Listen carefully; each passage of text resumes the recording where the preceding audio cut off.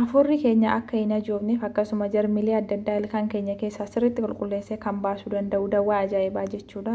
Namoonni hedduun kolgeettiimaaf buruushii qofaan ilkaan dhiqatanii ilkaan kiyya qulqulluudha jedhu. Kolgeettiif buruushiin uummata akka faayidaa hin qabu qofaasa. Maaliif buruushiin kun ilkaan keenya irra isaa keessa dhiqa malee keessoo sagalee sirriitti qulqulleessuu hin danda'u.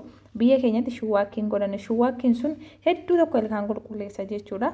Araboota yoo laaltan yeroo hedduu mana ilkaanii deemanii ilkaan qulqulleeffatu jechuudha. Kana jechuun ilkaan isaanii ni tabalaashaa jechuudha. Salphaamatti viidiyoo lama waan ol biratti isinitti agarsiisaa jiruuf yeroo baay'ee ilkaan keenya qofaa dhiqannee dhiisuu hin qabnu. Jarmii guddoo kan qabu arraba keenya jechuudha. Namni hedduun arraban qulqulleeffatu taanaan fooliinsaa foolii badaa ta'a.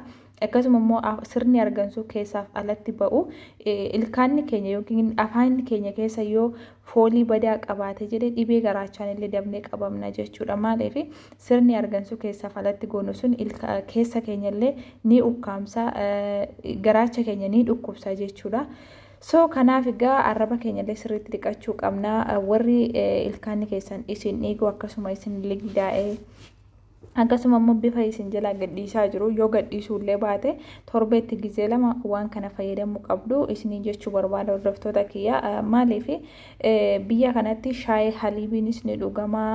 Akkasuma shaayii haliibii jechuun baay'ee takka ilkaan keenya balleessa. Bifi isaatu maal akka fakkaatu ni beektanii ilkaan keenya akkasuma bifa isaa jijjiiraa deema jechuudha. Yeroo ilkaan keenya rigannu yoo danda'ame buruushii kana qofa osoo hin taane shuwaakii yoo jiraate shuwaakiitiin yeroo tokko tokko godhanne shuwaakiin baay'ee takka bareedaadha buruushii kana caale. Namoonni shuwaakii argachuu hin dandeenye immoo rakkoo hin qabu buruushii kanaan fayyadamaa. Akkasuma immoo wantoota isinitti agarsiisu kana fayyadamuu qabdu isiniin jechuu barbaada.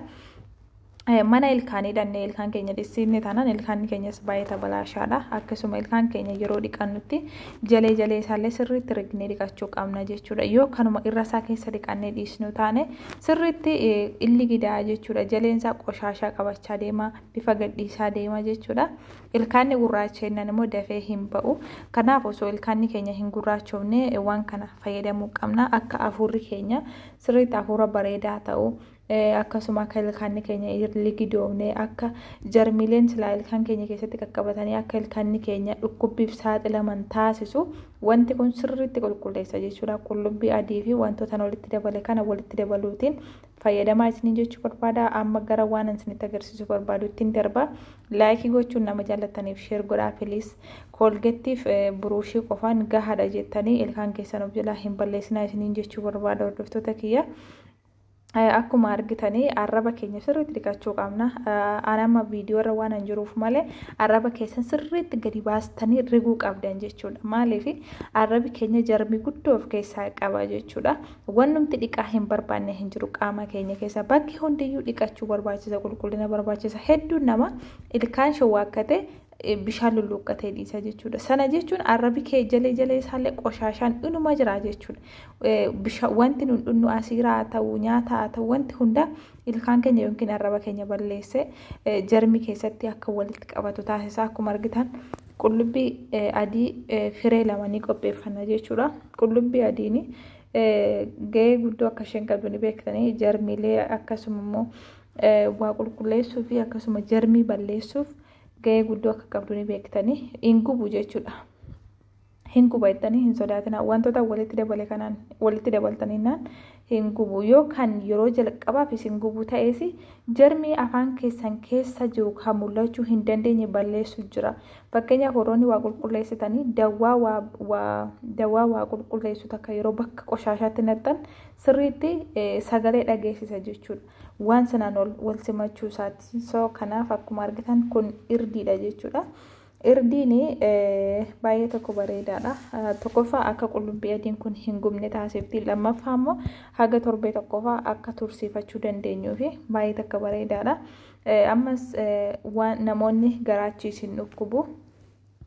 Irdiin kun baay'ee tokko bareedudha isiniin jechuu barbaada. Fooliillee hin qabdu waan ta'eef isheenis gahee waa qulqulleessuu yookiin immoo akka qullubbiin kun hin gubneef nu gochuu fi baay'ee tokko bareedudha isiniin jechuu barbaada. Akkuma argitan kun immoo leemmuniidha jechuudha. Leemmuniillee waanuma mana keessa jiru waan ta'eef osoo maallaqa keenya hin baasne waan kana godhachuu dandeenya isiniin jechuu barbaada. Nama jaallattaniif share gochuun haga dhumaa daawwadha. Like gochuun irraa fayyadamaa isiniin jechuu barbaada. Akkuma argitan asitti ija leemonii keessaa baasutti jira, sirriitti waliin makachuu qabna jechuudha. Usumaan caqasaadha, sirriitti waliin makachuu qabna asitti isiniin jechuu barbaada hordoftoota kiyya. Ilkaanni gizee takka ligidaa'ee gizee takka bifa gadhiisennan dafee hin deebi'u. So kanaaf warroonni ilkaanni keessa ibaduu hin barbaadu, utuun ofirra jiru gurraacha'uu hin qabu warri jettan fayyadamuu dandeessu.